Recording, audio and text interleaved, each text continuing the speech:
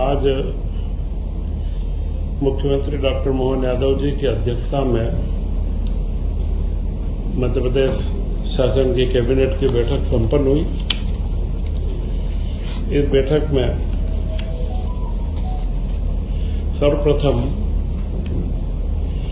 माननीय प्रधानमंत्री जी नरेंद्र मोदी जी को उनके 12 वर्ष पूर्ण होने पर बधाई दी गई और उनके नेतृत्व में भारत ने जो गौरव हासिल करा है, पूरी दुनिया के अंदर जो सम्मान हासिल करा है और विकास की गति जिस तेजी से बढ़ी है और उसी के साथ गरीबी में कमी आई है। यह 12 साल भारत की आजादी के इतिहास में सबसे महत्वपूर्ण है, जिसमें गरीबी की सीमा में एकदम से कमी आई है। 27-28% से घटकर के 5% के करीब गरीबी का आना, यह भारत के लिए बड़ा महत्वपूर्ण एक सूचकांक है। इस संदर्भ में मध्य प्रदेश सरकार के द्वारा भी 5 तारीख से एक प्रधानमंत्री पूर्ण होने पर विभिन्न आयोजनों का पर्यावरण संरक्षण, स्वच्छता अभियान व जन कल्याणकारी कामों को आम लोगों तक शासन उनके दरवाजे पर जाए, ऐसे शिविर आयोजित करके और इस 12 वर्ष के उपलक्ष्य में हम लोग आगे बढ़ रहे हैं। और इसी के तहत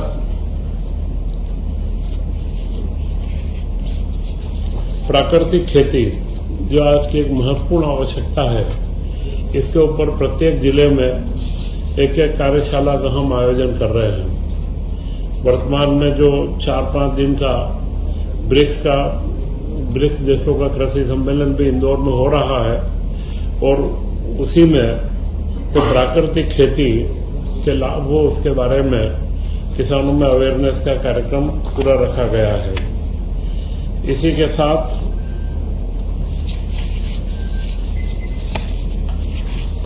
भारत, लैटिन अमेरिका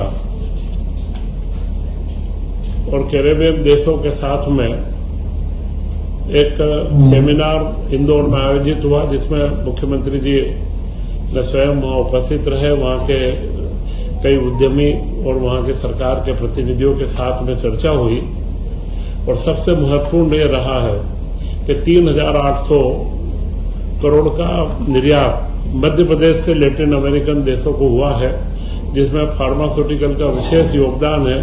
और यह इसकी वृद्धि 19% की वृद्धि पिछले वर्षों की तुलना में हुई है।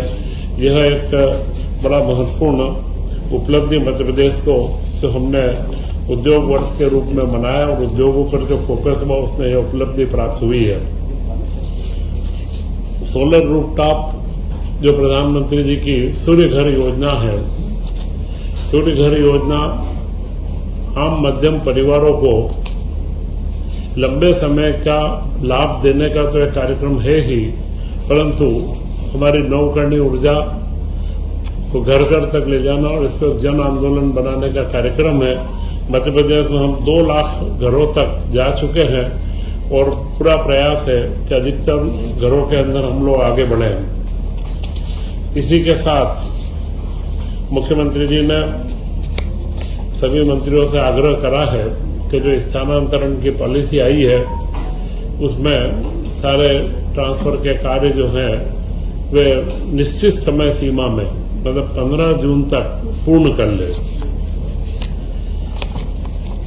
इन सारे महत्वपूर्ण उपलब्धियों के साथ में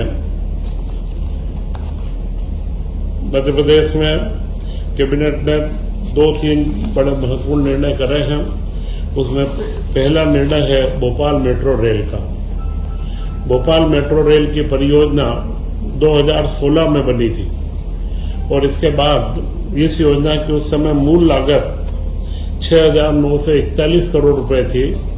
वह बढ़कर के अब 10,033 करोड़ रुपए हो गई है और उसमें 3,092 करोड़ का जो वृद्धि हुई है, क्योंकि जो 7-8 साल का पूरा कोविड का काल मिला करके और सारी परिस्थितियों में जो देश में बदलाव हुआ है, तो इस परियोजना को एकदम गति देने के लिए यह राशि की हमने स्वीकृति कैबिनेट ने दी है।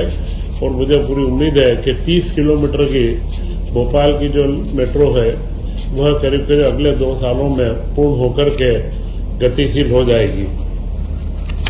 विज्ञान प्रौद्योगिकी विभाग के द्वारा विभिन्न योजनाएं संचालित जो परामर्श सेवा व अन्य सेवाओं के लिए 235 करोड़ की योजना की निरंतरता की स्वीकृति दी गई है। एक महत्वपूर्ण निर्णय किसान कल्याण वर्ष में लिया गया है, वह निर्णय है किसानों के लिए जो कपास में मंडी शुल्क लगता है, वह मंडी शुल्क अभी 1 रुपया प्रति 100 रुपए के ऊपर या 1% लगता है। उसे महाराष्ट्र के अंदर की कई मंडियों में महाराष्ट्र ने इसको आधा प्रतिशत कर रखा है। इससे हमारे सीमावर्ती बुरहानपुर, खंडवा और निमाड़ के जिलों की सारी जो जिनिंग फैक्ट्रियां हैं उनके लिए यह महंगा पड़ता था। और उसका कारण ये होता था कि महाराष्ट्र में किसान माल ले जाके दूर तक महाराष्ट्र तक जाना पड़ता था। तो मध्य प्रदेश सरकार ने भी अभी निर्णय करा है कि हम हमारे यहाँ पर मंडी शुल्क उसका आधा टका करेंगे। तो अब 0.5% मंडी शुल्क होने से मध्य प्रदेश के किसानों का जो कपास है वह मध्य प्रदेश की ही जिनिंग फैक्ट्रियों के अंदर प्रोसेस होगा। यह एक वैल्यू एडिशन का जो कार्य होता है और हमारे यहाँ के उद्योगों को प्रोत्साहन देना और किसानों को सहूलियत तक बढ़ाने का एक कार्य है। इसी के साथ में एक निर्णय और किया गया है, तो मंडी शुल्क जो सामान्य दूसरी जींस है उन सबके ऊपर अभी मंडी शुल्क 1 रुपया लिया जाता है। 100 रुपए पे 1 रुपया 1% का मंडी शुल्क है। यह पूर्व में 4-5 वर्षों पूर्व यह 2000 के इसमें 4-5 वर्ष पूर्व यह 1.5% था। बीच में इसे घटा के 1% किया गया, परंतु इसे पुनः 1.5% किया गया है और जिससे 800 करोड़ के करीब आमदनी होने की संभावना है। और इसमें जो पूर्ववर्ती कंपोनेंट थे कि जिस तरीके से किसान की सड़क निधि, किसानों की जो अंदर सड़कें बनना है, तो इसमें जो 50 पैसे बढ़ेगा, 20 पैसे और 10 पैसे मंडी अधोसंरचना किसानों के उपयोग के लिए, ऐसा 30 पैसा उसमें लगेगा। और उसके साथ में गौ संवर्धन के लिए करीब करीब 12 पैसे की राशि और कृषक जीवन कल्याण योजना में 2 पैसा और प्रचार प्रसार में 2.25 पैसा और वह कृषि अनुसंधान के लिए 4.25 पैसा, या 1.5 रुपये में से सारे कृषक कल्याण और कृषि के विकास या ग्रामीण क्षेत्रों के विकास के अंदर पूरा खर्च किया जाएगा। तो यह एक महत्वपूर्ण निर्णय इस कैबिनेट के अंदर लिया गया है। तथा उर्वरक के ऊपर यह कैबिनेट का विषय नहीं था, परंतु मुख्यमंत्री जी ने विशेष रूप से सभी मंत्रियों से कहा है कि अगले सीजन के अंदर जो वैश्विक परिस्थितियां हैं और उर्वरक की सप्लाई, मध्य प्रदेश के पास में अच्छी मात्रा में उर्वरक अभी उपलब्ध भी है और रजिस्ट्रेशन का डिजिटल करके और ज़्यादा से ज़्यादा तकलीफ नहीं पड़े इसकी व्यवस्था की गई है। परंतु हर जिले में एक नोडल ऑफिसर नियुक्त करके और हर विधायक व मंत्री के साथ में उसका संपर्क बना रहे और किसानों को कम से कम कोई तकलीफ नहीं हो, उसके बारे में उर्वरक की चिंता अभी से करने के लिए सभी मंत्रियों से भी आग्रह किया है। वह प्रशासन ने भी इस बारे में अपनी पूरी व्यवस्थाएं उर्वरक की उपलब्धता अगले सीजन के लिए उपलब्ध रहे, इसके बारे में व्यवस्था की गई है। आज के ये सारे महत्वपूर्ण निर्णय मैंने आपके समक्ष रखे हैं और मध्य प्रदेश के विकसित मध्य प्रदेश जो विकसित भारत की परिकल्पना 2047 की है, उसमें विकसित मध्य प्रदेश के लिए नीति आयोग की एक बैठक है। उस बैठक में भी मुख्यमंत्री का जाना प्रस्तावित है।